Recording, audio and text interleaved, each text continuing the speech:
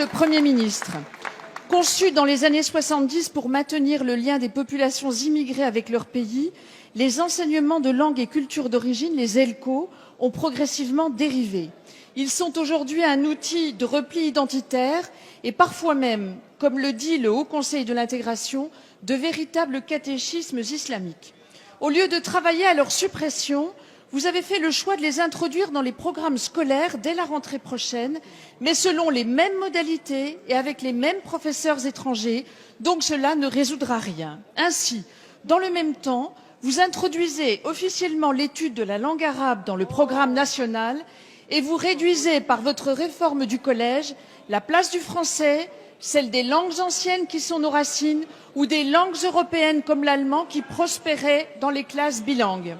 Donc cela, à coup sûr, divisera les Français. Pourquoi n'avez-vous pas le courage de dire aux familles que la réussite de leurs enfants passe d'abord par la maîtrise de la langue française, qui n'est pas, comme le dit votre circulaire de la prochaine rentrée, un langage parmi d'autres. S'il vous plaît. Toutes les langues ont une égale dignité, mais le sujet n'est pas là. Monsieur le Premier ministre, vous le savez, la politique suppose des choix et des priorités. L'urgence commande que notre culture, pour être mieux partagée, s'affirme avec son mode de vie, son histoire et sa langue. Ne croyez-vous pas que l'introduction des langues communautaires dans les programmes scolaires encouragera le communautarisme qui mine la cohésion nationale? Madame la députée Annick Genevard, je vous dois des remerciements. Vraiment pour cette question par laquelle vous avez démontré, je crois, à une grande partie de nos concitoyens, et j'espère qu'ils nous écoutent, la conception que vous vous faites, notamment de la langue arabe, qui pour vous est donc en concurrence avec l'allemand, par exemple, et doit, bien entendu, si je vous suis, être moins bien traitée et être considérée comme une langue communautaire. Ah, mais nous ne serons jamais d'accord, Madame la députée.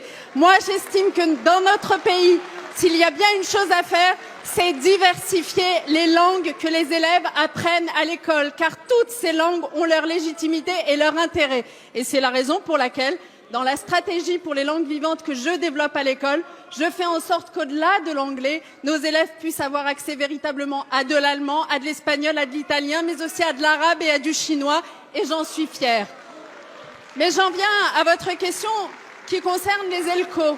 Vous devriez au contraire vous réjouir de ce que nous nous apprêtons à faire des ELCO, puisque nous sommes globalement tous d'accord sur ces bancs pour dire que les ELCO appartiennent à un temps révolu, les années 70, où notre pays signait des conventions avec les pays dont provenaient des populations immigrées avec leurs enfants, et que dans le cadre de ces conventions, on offrait à ces enfants des enseignements à la fois de langue et de culture destinés à leur permettre de retourner chez eux un jour. Aujourd'hui, tout ça n'a plus cours, évidemment, et l'apprentissage de l'arabe, du turc ou du portugais doit évidemment se faire dans un cadre scolaire, banalisé, normalisé, comme toutes les autres langues. C'est ce que je prépare pour, dès la rentrée prochaine, pour quelques langues et d'ici 3 ans pour l'ensemble d'entre elles.